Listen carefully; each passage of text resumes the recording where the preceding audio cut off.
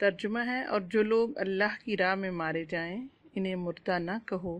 بلکہ وہ زندہ ہیں مگر تمہیں ان کی زندگی کا شعور نہیں۔ اور جو لوگ اللہ کی راہ میں قتل ہوئے انہیں مردہ نہ سمجھو، وہ زندہ ہیں، اپنے رب کے پاس رزق پا رہے ہیں۔ جو کچھ اللہ نے اپنے فضل سے انہیں دیا ہے اس پر خوش و خرم ہیں اور مطمئن ہیں کہ جو اہل ایمان ان کے پیچھے دنیا میں رہ گئے ہیں اور ابھی وہاں نہیں پہنچے، ان کے لیے بھی کسی خوف اور رنج کا موقع نہیں ہے۔ وہ اللہ کے انعام اور اس کے فضل پر شاداں و فرحاں ہیں، اور ان کو معلوم ہو چکا ہے کہ اللہ مومنوں کے اجر کو ضائع نہیں کرتا۔ آج ہم گفتگو کریں گے قتل حسین اصل میں مرگ یزید ہے، حضرت امام حسین رضی اللہ تعالی عنہ کی شہادت کے بارے میں۔ حضرت ابی ہریرہ رضی اللہ تعالی عنہ اس حدیث کے راوی ہیں۔ رسول اللہ صلی اللہ علیہ وآلہ وسلم نے فرمایا، والذی نفس محمد بیدہ لوددت ان اغزو فی سبیل اللہ فاقتل ثم اغزو فاقتل ثم اغزو فاقتل۔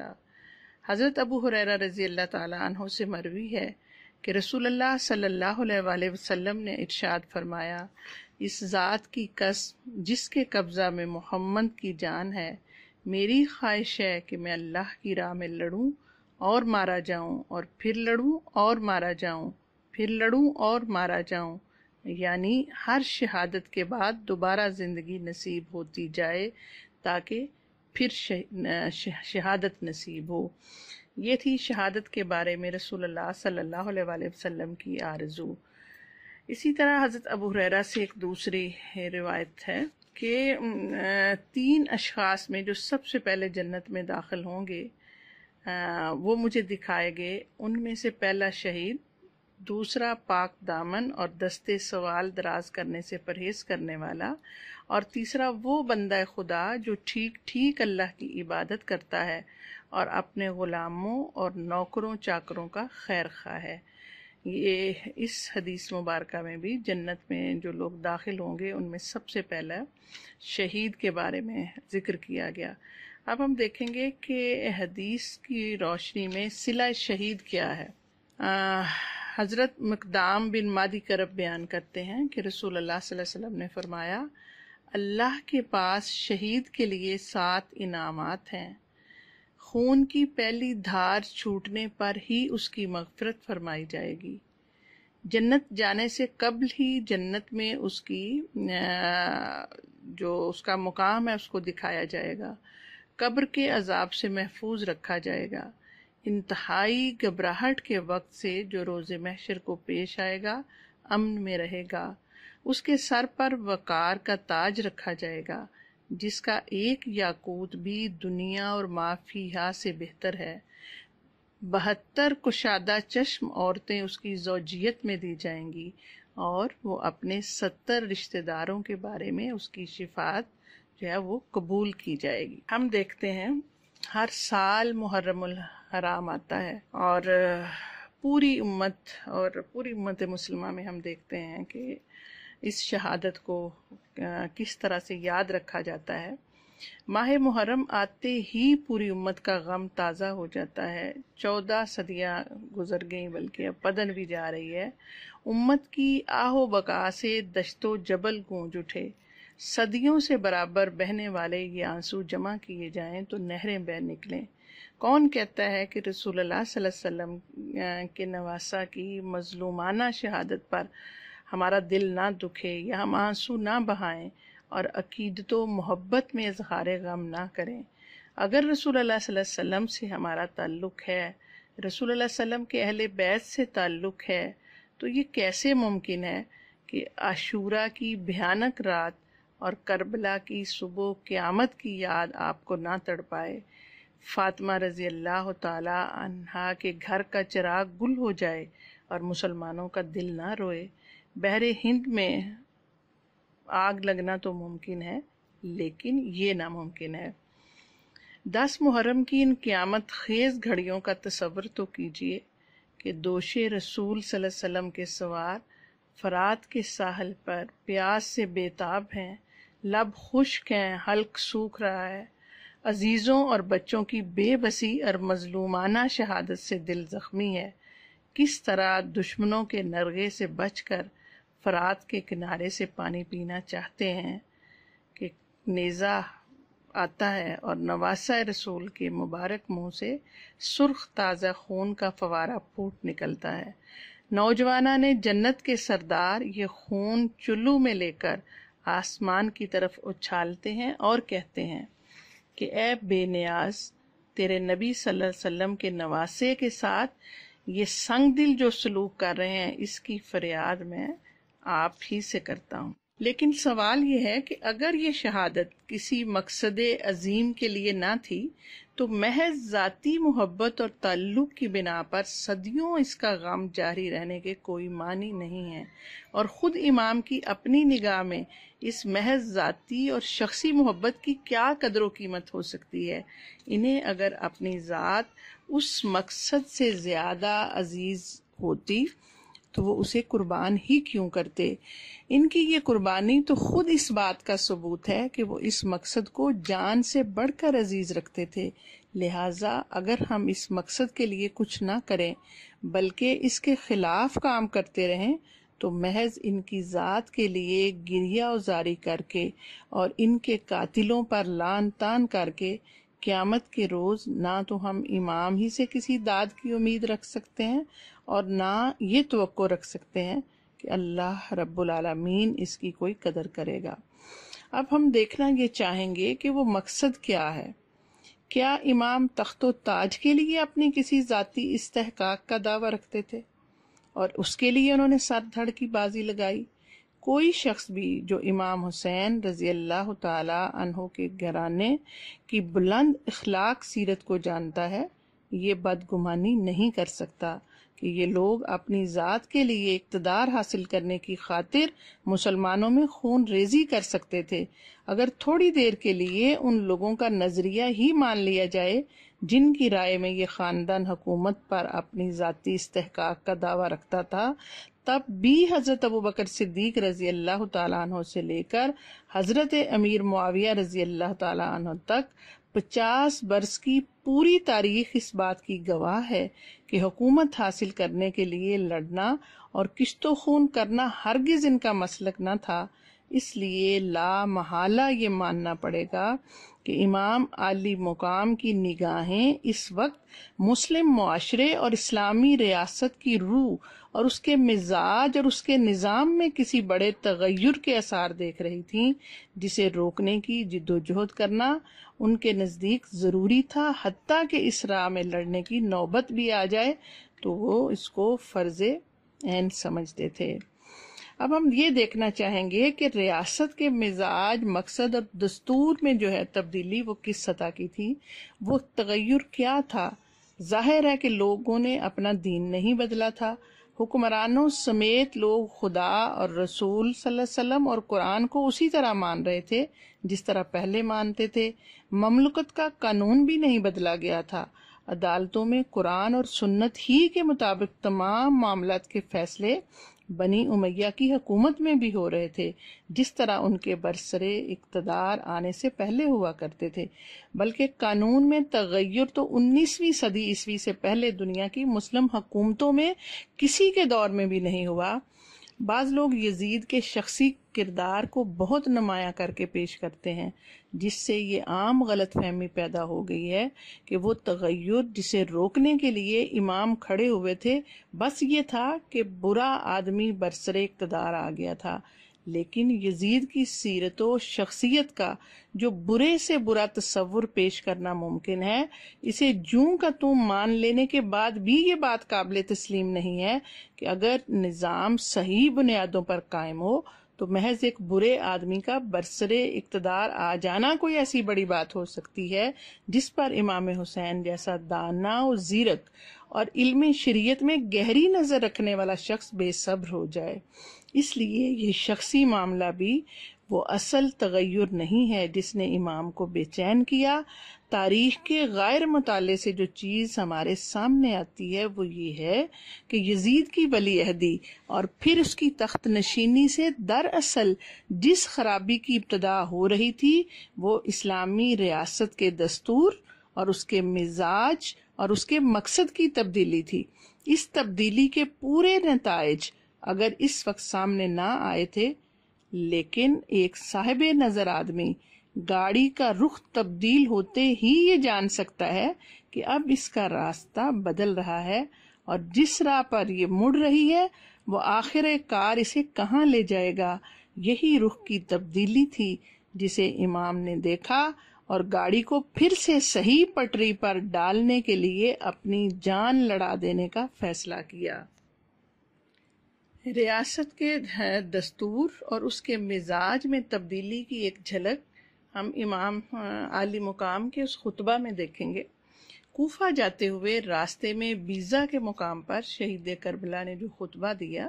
اسے بار بار پڑھیے اور غور کیجئے کہ نوجوانان جنت کے سردار کی شہادت، قربانیاں، میدان کربلا کا جہاد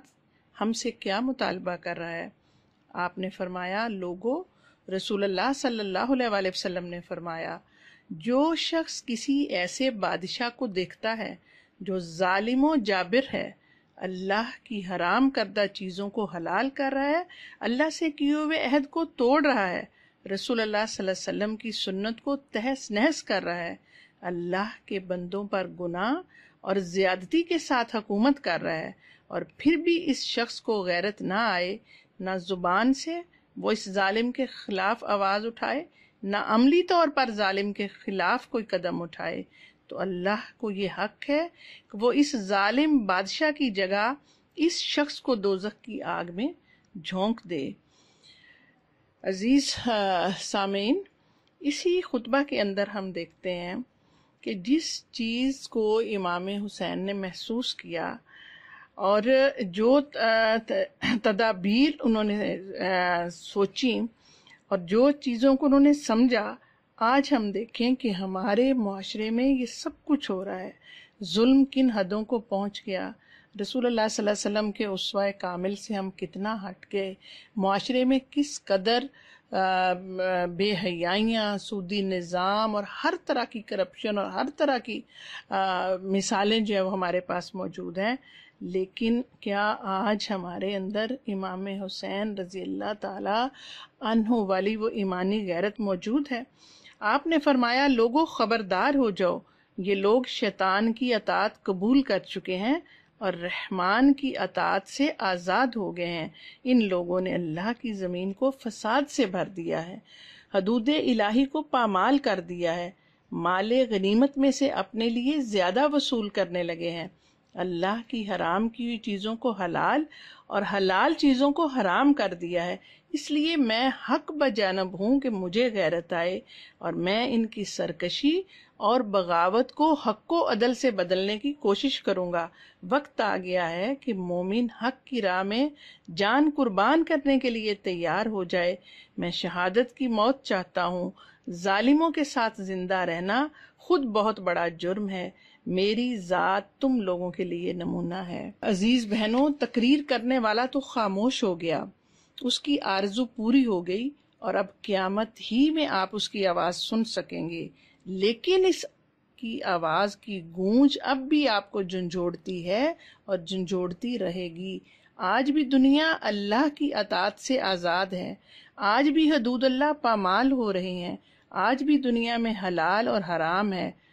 اور حرام کو حلال اور حلال کو حرام کیا جا رہا ہے، اور دنیا میں ہر طرف فساد پھیل گیا ہے۔ یہ گونج ملت کے نوجوانوں کو آج بھی غیرت دلا رہی ہے اور انہی مرحلوں سے گزرنے کی دعوت دے رہی ہے جن مرحلوں سے شہید کربلا گزرے تھے۔ داستان کربلا پر اظہار غم ایک فطری تقاضا ہے، لیکن یہ اظہار عقیدت و محبت اگر محض ذاتی اور شخصی نوعیت کا ہے تو نہ اللہ کی نگاہ میں اس کی کوئی قدر و قیمت ہے اور نہ خود شہید کربلا کی نظر میں اس کی کوئی حیثیت۔ نواسۂ رسول صلی اللہ علیہ وسلم کی نظر میں قدر و قیمت کی چیز حق تھا جس کے لیے انہوں نے اپنی جان عزیز قربان کر دی۔ اگر اپنی ذات نواسہ رسول کو عزیز ہوتی تو وہ اسے قربان ہی کیوں کرتے؟ کربلا کی تاریخ آج بھی ہم سے یہ مطالبہ کرتی ہے کہ حق کے لیے اپنا سب کچھ قربان کر دیں، جس طرح حسین رضی اللہ تعالیٰ عنہ نے نہ صرف اپنی جان اس راہ میں قربان کی بلکہ اپنے کنبے کے معصوم بچوں تک کو اس راہ میں کٹوا دیا۔ شہید کربلا کی مظلومیت اور بے بسی ہم سے وہی عملی جواب چاہتی ہے جو ان کے ہمراہ جانے والے جانثاروں نے دیا تھا۔ محرم کی 9 تاریخ تھی۔ حضرت حسین نے اپنے ساتھیوں کو جمع کیا اور تقریر کرتے ہوئے فرمایا، بہت اہم خطبہ ہے جس میں ہماری رہنمائی کے لیے بہت کچھ موجود ہے۔ آپ نے فرمایا، میں اللہ کا بہترین ثناخواہ ہوں اور راحت و رنج ہر حال میں اس کا شکر گزار ہوں۔ پروردگار، میں تیری حمد کرتا ہوں کہ تو نے ہمیں نبوت کی عزت بخشی اور ہمیں حق سننے والے کان، حق دیکھنے والی آنکھیں اور حق شناسا دل دیا، ہمیں قرآن کا علم دیا اور فہم دین سے نوازا۔ آج اتنی سی گفتگو پہ ہم ذرا غور کرتے ہیں کہ ہم جو حضرت حسین رضی اللہ تعالیٰ عنہ سے محبت کرتے ہیں، کیا آج ہمیں بھی نبوت کے علم پر فخر ہے؟ یا آج ہمارے کان، ہماری آنکھیں حق دیکھتے سنتے ہیں؟ اور کیا آج ہمارے پاس قرآن کا علم اور فہم اسی طرح سے ہے جس طرح سے ہم سے ڈیمانڈ کی گئی کہ ایک مسلمان کو قرآن میں کس طرح غوطہ زن ہونا چاہیے؟ آپ نے فرمایا، الہی تو ہمیں اپنے شکر گزار بندوں میں شامل فرما، مجھے کسی کے ساتھی اپنے ساتھیوں سے زیادہ وفادار اور اپنے گھرانے سے زیادہ نیک اور صلہ رحمی کرنے والا کوئی دوسرا گھرانہ معلوم نہیں ہوتا۔ اللہ تعالیٰ تم سب کو میری جانب سے بہترین جزا عطا فرمائے۔ میں ان بدترین دشمنوں کے ارادے بھانپ کر آج کے دن کو کل ہی کا دن سمجھ رہا ہوں۔ میں آپ لوگوں کو خوشی خوشی اجازت دے رہا ہوں، میری طرف سے کوئی ملامت نہ ہوگی۔ رات چھا چکی ہے، ایک ایک اونٹ لے لو اور اپنی اپنی بستیوں کو لوٹ جاؤ۔ اللہ تم سب کو جزائے خیر عطا فرمائے۔ یہ میں اس لیے کہہ رہا ہوں کہ لوگ مجھی کو تلاش کریں گے، میرے بعد انہیں کسی کی تلاش نہ ہوگی۔ امام حسین رضی اللہ تعالی عنہ کی اس گفتگو کے بعد ہم تھوڑا سا جائزہ لیں گے کہ اس وقت امام حسین رضی اللہ تعالی عنہ سے محبت کرنے والے لوگوں نے کس طرح ان سے وفاداری کا ثبوت دیا، اور آج ہم ان سے محبت کرنے والے ان کے مشن کو کتنا لے کے چل رہے ہیں، اور جس چیز کے لیے انہوں نے قربانی دی ان چیزوں کو، ان کاموں کو ہم کتنا زندہ کر رہے ہیں۔ آپ کی تقریر کے بعد جو اس مجمع میں پھر موجود لوگوں نے جو آپ رضی اللہ تعالیٰ عنہ سے جو گفتگو کی، نوجوانان جنت کے سردار کی یہ مظلومانہ تقریر سن کر جانثاروں نے جو جوابی تقاریر کی وہ اس لائق ہیں کہ انہیں بار بار پڑھا جائے، انہیں اپنے لیے مشعل راہ بنایا جائے اور انہی کی روشنی میں اپنے لیے لائے عمل تیار کر کے حسین رضی اللہ تعالیٰ عنہ سے سچی عقیدت کا ثبوت دیا جائے۔ حضرت حسین کی تقریر سن کر بنو عقیل کے جوان مردوں نے کہا کہ اے ہمارے سردار، ہم صرف اس لیے لوٹ جائیں کہ آپ کے بعد زندہ رہیں؟ اللہ ہمیں یہ دن نہ دکھائے، ہم لوگوں کو کیا جواب دیں گے، کیا کہیں گے کہ اپنے سردار، اپنے آقا اور اپنے چچا کے لخت جگر کو ہم چھوڑ آئے؟ ان کی طرف سے ہم نے ایک تیر بھی نہ چلایا، ایک نیزہ بھی نہ مارا، تلوار کا ایک وار بھی نہ کیا۔ کیا اب معلوم نہیں کہ ان کا حشر کیا ہوا؟ اللہ کی قسم ہم سے ہرگز ایسا نہیں ہو سکے گا۔ ہم اپنی جان، اپنا مال، اپنے اہل و عیال سب کچھ آپ پر قربان کر دیں گے، آپ کے ساتھ آپ کی حمایت میں لڑیں گے۔ جو انجام آپ کا ہوگا وہی ہمارا ہوگا، اس کے بعد جینا بیکار ہے۔ بنو عقیل کی تقریر کے بعد مسلم اٹھے اور انہوں نے کہا، ہم آپ کو چھوڑ کر چلے جائیں اور کل اللہ کے حضور میں یہ عذر نہ کریں کہ ہم نے آپ کا حق ادا کر دیا۔ اللہ کی قسم میں اس وقت تک آپ کا ساتھ نہ چھوڑوں گا جب تک دشمنوں کے سینے میں اپنا نیزہ نہ اتار لوں اور تلوار کے جوہر نہ دکھا لوں۔ اللہ کی قسم اگر میرے پاس ہتھیار نہ بھی ہوتے تو دشمنوں سے پتھر مار کر لڑتا اور آپ پر اپنی جان فدا کر دیتا۔ عزیز بہنوں، اس کے بعد ایک تیسرے شخص اٹھے۔ آپ کے بعد سعد بن عبداللہ حنفی اٹھے اور فرمایا اللہ کی قسم ہم اس وقت تک آپ کا ساتھ نہیں چھوڑ سکتے جب تک اللہ کو یہ معلوم نہ ہو جائے کہ ہم نے رسول اللہ صلی اللہ علیہ وسلم کے بعد بھی آپ کا فرمان ملحوظ رکھا۔ اگر مجھ کو یہ یقین ہو کہ میں 70 بار قتل کیا جاؤں گا اور ہر بار دوبارہ زندہ کر کے مجھے آگ میں جلا کر میری خاک اڑا دی جائے گی تو بھی اس وقت تک میں آپ کا ساتھ نہ چھوڑوں گا جب تک خود کو موت کے حوالے نہ کر دوں، جبکہ مرنا صرف ایک ہی بار ہے اور اس موت کے بعد ہمیشہ کی عزت ہے۔ اس کے بعد زہیر بن قیس اٹھے اور اپنی فداکاری کا اظہار کرتے ہوئے کہا اللہ کی قسم میری تمنا ہے کہ میں قتل ہوں پھر زندہ ہوں، پھر قتل کیا جاؤں، پھر زندہ ہوں، اس طرح 1000 بار زندہ ہو کر قتل کیا جاؤں اور اللہ اس کے بدلے آپ کو اور اہل بیت کے نوجوانوں کو بچا لے۔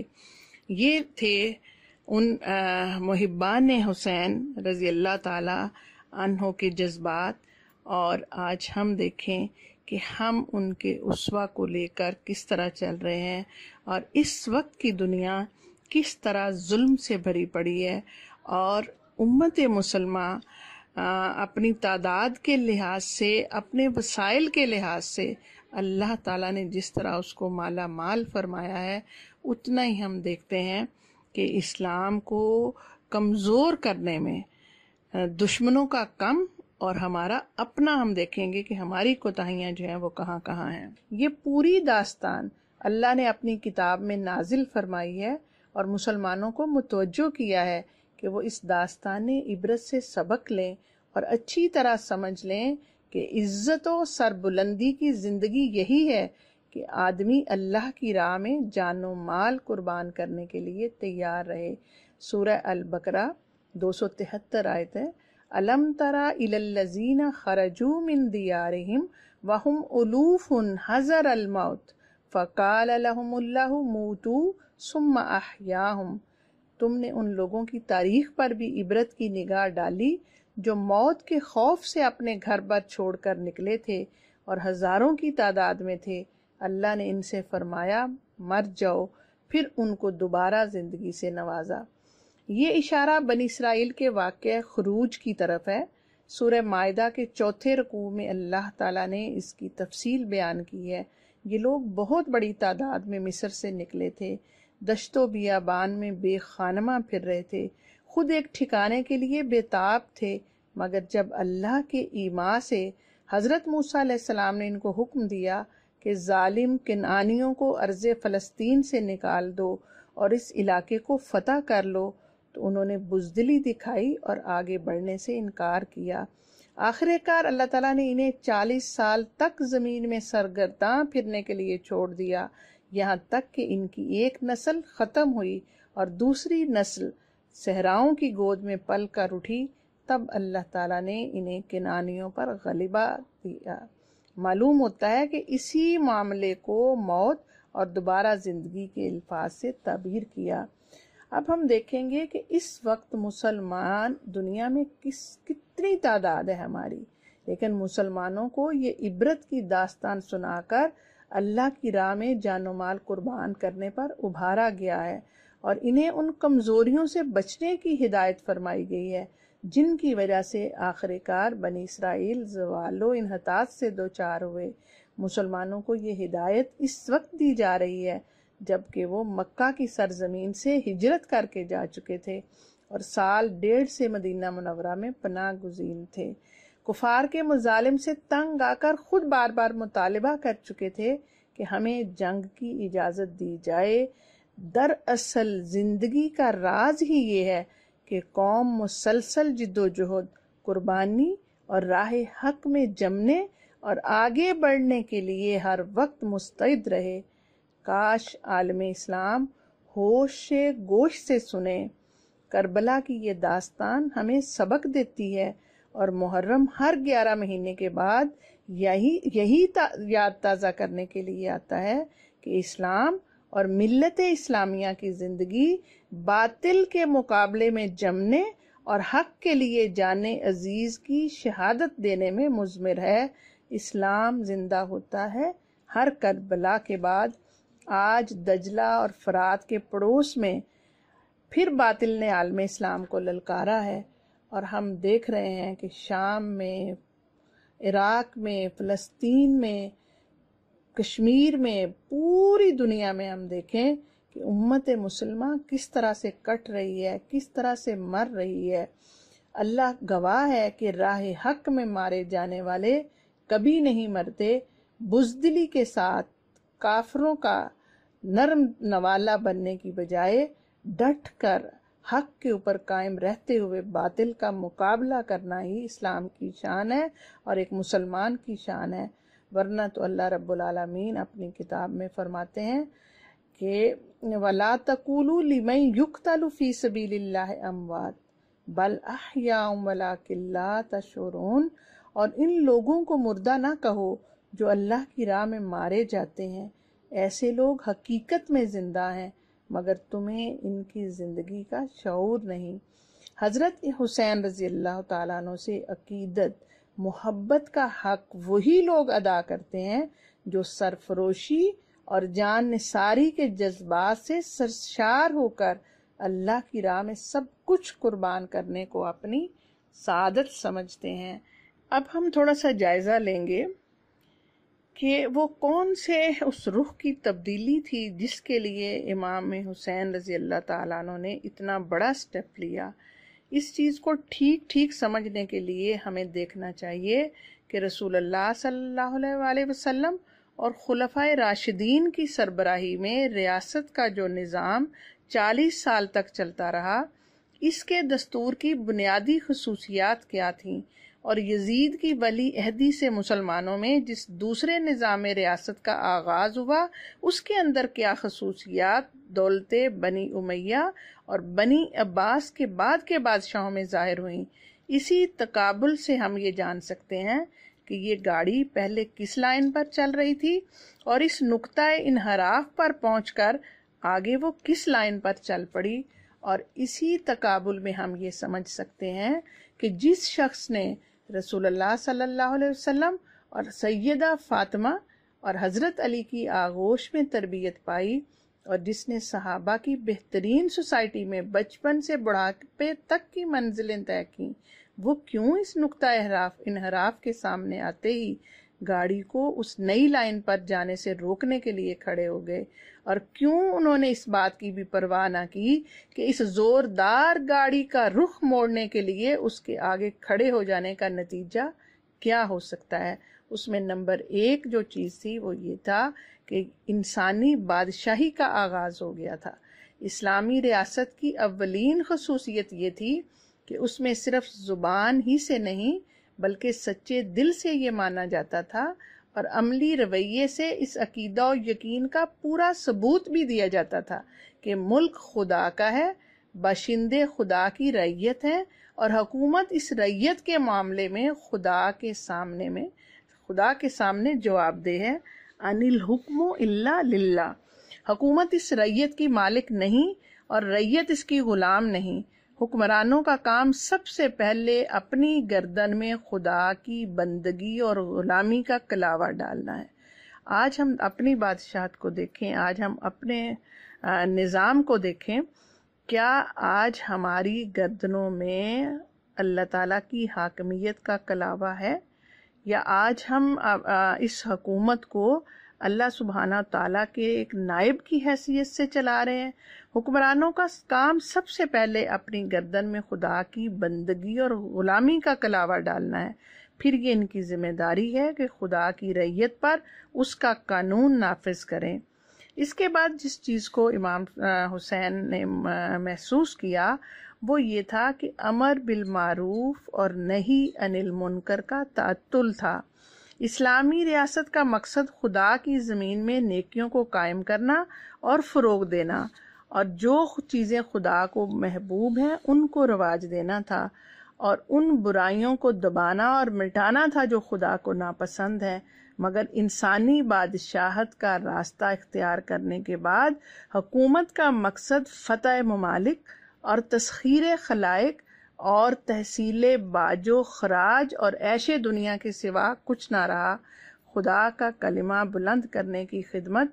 بادشاہوں نے کم ہی انجام دی۔ ان کے ہاتھوں اور ان کے امراء اور حکام اور درباریوں کے ہاتھوں بلائیاں کم اور برائیاں بہت زیادہ پھیلیں۔ بلائیوں کے فروغ اور برائیوں کی روک تھام اور اشاعت دین اور علوم اسلام کی تحقیق و تدوین کے لیے جن اللہ کے بندوں نے کام کیا، انہیں حکومتوں سے مدد ملنی تو درکنار، اکثر وہ حکمرانوں کے غضب ہی میں گرفتار رہے اور اپنا کام وہ ان کی مزاحمتوں کے الرغم ہی کرتے رہے۔ ان کی کوششوں کے برعکس حکومتوں اور ان کے حکام و متوسلین کی زندگیوں اور پالیسیوں کے اثرات مسلم معاشرے کو پہم اخلاقی زوال ہی کی طرف لے جاتے رہے۔ حد یہ ہے کہ ان لوگوں نے اپنے مفاد کی خاطر اسلام کی اشاعت میں رکاوٹیں ڈالنے سے بھی دریغ نہ کیا، جس کی بدترین مثال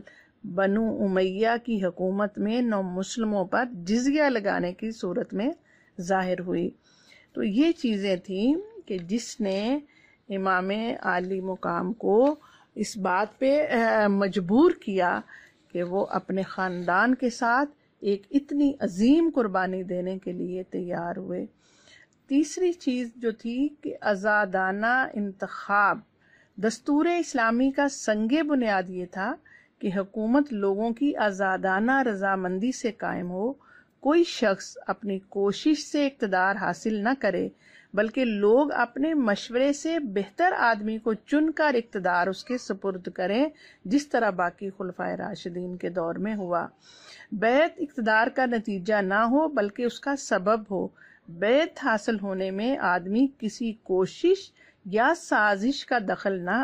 ہو، لوگ بیعت حاصل کرنے یا نہ کرنے کے معاملے میں پوری طرح آزاد ہوں۔ جب تک کسی شخص کو بیعت حاصل نہ ہو وہ برسر اقتدار نہ آئے۔ خلفائے راشدین میں سے ہر ایک اسی قاعدے کے مطابق برسر اقتدار آیا تھا۔ امیر معاویہ رضی اللہ تعالیٰ عنہ کے معاملے میں پوزیشن مشتبہ ہو گئی، اسی لیے صحابی ہونے کے باوجود ان کا شمار خلفائے راشدین میں نہیں کیا گیا، لیکن آخرکار یزید کی ولی عہدی وہ انقلابی کارروائی ثابت ہوئی جس نے اس قاعدے کو الٹ کر رکھ دیا۔ اس سے خاندان کی موروثی بادشاہتوں کا وہ سلسلہ شروع ہوا جس کے بعد سے آج تک پھر مسلمانوں کو انتخابی خلافت کی طرف پلٹنا نصیب نہ ہوا۔ اب لوگ مسلمانوں کے آزادانہ اور کھلے مشورے سے نہیں بلکہ طاقت سے برسر اقتدار آنے لگے۔ آج اگر ہم ان باتوں کا جائزہ لیں تو دیکھیں گے کہ منو ان آج بھی وہی چیزیں موجود ہیں، لیکن آج کوئی حسین ہو جو ان چیزوں کی روک تھام کے لیے کھڑا ہو اور جو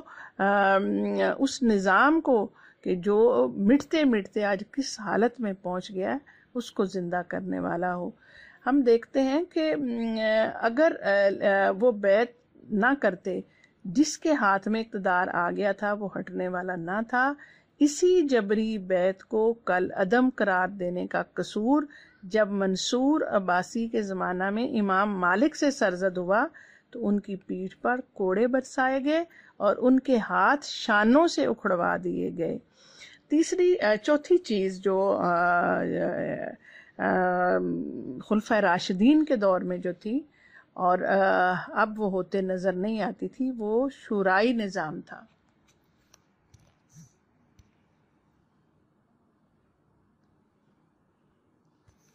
چوتھی چیز اسلام کا وہ شورائی نظام جو نبی کریم صلی اللہ علیہ وسلم سے لے کے خلفائے راشدین کے وقت تک رہا، کہ حکومت مشورے سے کی جائے، اور مشورہ ان لوگوں سے کیا جائے جن کے علم، تقوی اور اصابت رائے پر عام لوگوں کو اعتماد ہو۔ خلفائے راشدین کے عہد میں جو لوگ شورا کے رکن بنائے گئے، اگرچہ ان کو انتخاب عام کے ذریعے سے منتخب نہیں کرایا گیا، جدید زمانے کے تصور کے لحاظ سے وہ نامزد کردہ لوگ ہی تھے، لیکن خلفاء نے یہ دیکھ کر ان کو مشیر نہیں بنایا کہ یہ ہماری ہاں میں ہاں ملاتے ہیں یا ہمارے مفاد کی خدمت کے لیے موزوں ترین لوگ ہیں، بلکہ انہوں نے پورے خلوص اور بے غرضی کے ساتھ قوم کے بہترین عناصر کو چنا، جن سے وہ حق گوئی کے سوا کسی چیز کی توقع نہیں رکھتے تھے، جن سے یہ امید تھی کہ وہ ہر معاملے میں اپنے علم و ضمیر کے مطابق بالکل صحیح ایماندارانہ رائے دیں گے، جن سے کوئی شخص بھی یہ اندیشہ نہ رکھتا تھا کہ وہ حکومت کو کسی غلط راہ پر جانے دیں گے۔ اگر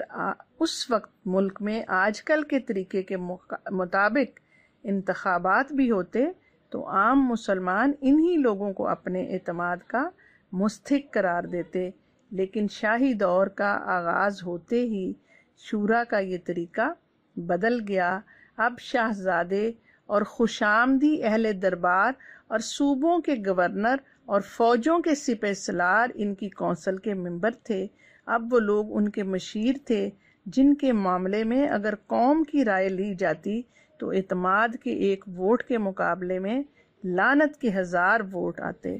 ہم دیکھیں اسی طرح اگر اس وقت اس طرح کی کمزوریاں نہ ہوتی تو کیا لوگ کربلا کے میدان میں نواسہ رسول کو شہید کرتے؟ امام صاحب نے جو خطبے دیے، امام صاحب نے جو وہاں گفتگو فرمائی، آپ نے اپنے مبارک ہونٹوں کو دیکھ کر ان سے پوچھا کہ کیا تم نے نہیں دیکھا کہ رسول اللہ صلی اللہ علیہ وسلم ان ہونٹوں کو چومتے تھے؟ تو آخر وہ کون سی ایسی چیزیں تھیں، کون سی ایسی برائیاں تھیں جو حضرت امام حسین جن چیزوں کو بھانپ گئے اور انہوں نے اتنی بڑی قربانی جو تھی وہ دینے سے دریغ نہ کیا۔ 5ویں چیز جس کو امام صاحب نے محسوس کیا وہ اظہار رائے کی آزادی تھی۔ اس دستور کا تیسرا اصول جو تھا کہ لوگوں کو اظہار رائے کی پوری آزادی ہو۔ امر بالمعروف اور نہی عن المنکر کو اسلام نے ہر مسلمان کا حق ہی نہیں بلکہ فرض قرار دیا تھا۔ اسلامی معاشرے اور ریاست کے صحیح راستہ پر چلنے کا انحصار اس بات پر تھا کہ لوگوں کے ضمیر اور ان کی زبانیں آزاد ہوں، وہ ہر غلط کام پر بڑے سے بڑے آدمی کو ٹوک سکیں اور حق بات پر اس کو برملا کہہ سکیں۔ خلافت راشدہ میں صرف یہی نہیں کہ لوگوں کا یہ حق پوری طرح محفوظ تھا بلکہ خلفائے راشدین اسے ان کا فرض سمجھتے تھے اور اس فرض کے ادا کرنے میں ان کی ہمت افزائی کرتے تھے۔ ان کی مجلس شورا کے ممبروں کو قوم کے ہر شخص کو بولنے اور ٹوکنے اور خود خلیفہ سے باز پرس کرنے کی مکمل آزادی تھی، جس کے استعمال پر لوگ ڈانٹ اور دھمکی سے نہیں بلکہ داد اور تعریف سے نوازے جاتے تھے۔ یہ آزادی ان کی طرف سے کوئی عطیہ اور بخشش نہ تھی جس کے لیے وہ قوم پر اپنا احسان جتلاتے، بلکہ یہ اسلام کا عطا کردہ ایک دستوری حق تھا جس کا احترام کرنا وہ اپنا فرض سمجھتے تھے، اور اسے بھلائی کے لیے استعمال کرنا ہر مسلمان پر خدا اور اس کے رسول صلی اللہ علیہ وسلم کا عائد کردہ ایک فریضہ تھا، جس کی ادائیگی کے لیے معاشرے اور ریاست کی فضا کو ہر وقت سازگار رکھنا ان کی نگاہ میں فرائض خلافت کا اہم جز تھا۔ لیکن شاہی دور کا جب آغاز ہوا تو ضمیروں پر قفل چڑھا دیے گئے، منہ بند کر دیے گئے۔ اب قاعدہ کیا بنا کہ زبان کھولو تو تعریف میں کھولو ورنہ چپ رہو، اور اگر تمہارا ضمیر ایسا زور آور ہے کہ حق گوئی سے تم باز نہیں رہ سکتے تو قید یا قتل کیے جاؤ۔ یہ پالیسی رفتہ رفتہ مسلمانوں کو پست ہمت، بزدل اور مصلحت پرست بناتی چلی گئی۔ قتل حسین اصل میں مرگ یزید ہے۔ اسلام زندہ ہوتا ہے ہر کربلا کے بعد اللہم صلی علی محمد النبی الامی و آلہ و اصحابہ و ذریتہ و اہل بیتہ اجمعین